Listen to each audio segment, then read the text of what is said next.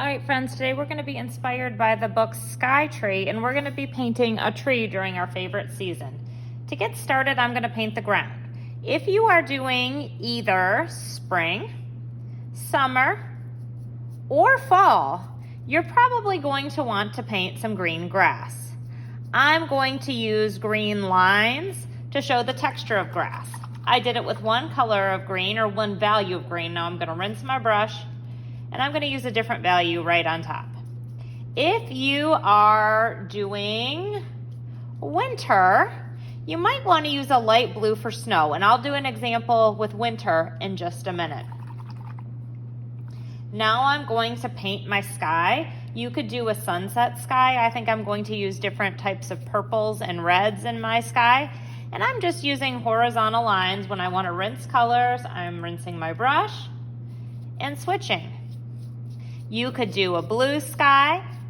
We will add our clouds and details on top next time I see you. Today, your major goal is to paint grass and sky. And maybe I'll add a little bit of pink in here. Now what I'm going to do is I'm going to time lapse you while I do a couple different examples. One will be winter. Okay, you can see in my winter painting, I use kind of like a dabbing up and down motion as opposed to my grass stroke motion I used for the grass. So now my painting is almost dry and I'm going to paint a tree on top.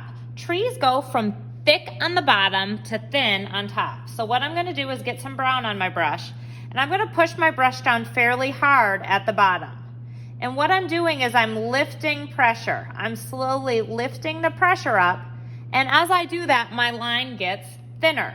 The oldest part of the tree is the trunk. So that means it's the biggest. Just kind of like people grow as they get bigger, trees grow, but the biggest part is at the base. Now I'm going to paint some branches.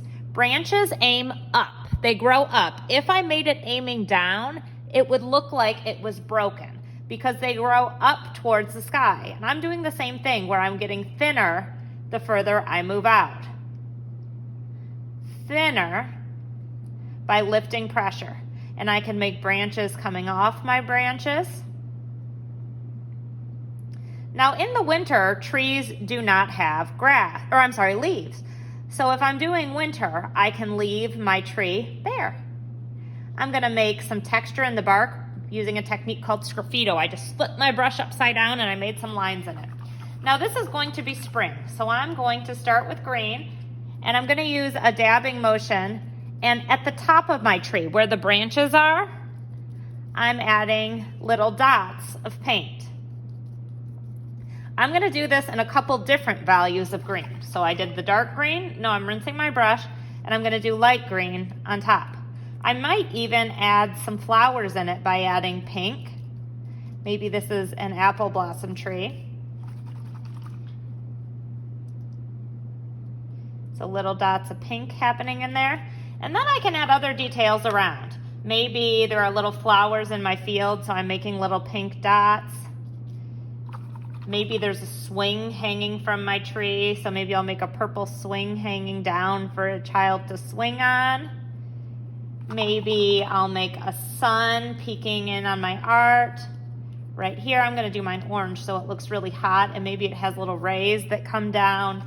I can add clouds. I could add a smaller tree next to my tree, like a small tree in the background. Any sort of outside details would be fine. If you made a winter painting, maybe you'll put a snowman next to your tree. So I'll time lapse you while I finish this one up. So you can see that my winter one looks different. I added some evergreens in the background. I made a little snowman. My summer tree is full of greens and flowers. So I want to see what your favorite season is and what a tree might look like during that season.